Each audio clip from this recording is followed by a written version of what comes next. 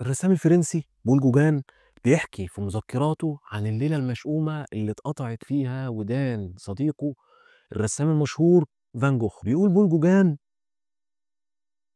إنه تلقى دعوة من صديقه فان جوخ عشان يجي يقعد معاه في المنزل الأصفر في مدينة آرل الفرنسية، وفعلا يروح بول جوجان ويقعد مع صديقه فان جوخ. وفي يوم 23/12 سنة 1888 بيحصل منهم شد في الكلام وشدة كلامية عادية جدا بسبب اختلاف وجهات النظر في أسلوب الرسم. الخلاف البسيط اللي ممكن يحصل بين أي اتنين أصحاب يتطور جدا بسبب الغضب الشديد بتاع فان جوخ، والموضوع يوصل لزعيق وخناق وصريخ لحد بول جوجان يهدد فان جوخ ويقول له لو ما بطلتش خناق انا هسيب لك البيت وهمشي. وهنا الغضب بيسيطر على فان جوخ وبيعميه تماما، بيمسك سكين ويطلع يجري ورا بول جوجان، بس بول جوجان يقدر يهرب ويسيب فان جوخ لوحده، فريسه سهله للغضب الشديد وعتاب ولوم النفس. ويفضل فان جوخ يلوم نفسه على انه السبب اللي خلى زميله يمشي ويسيبه، وفي غضبه بسبب لوم النفس يمسك شفط حلاقه ويقطع ودنه الشمال.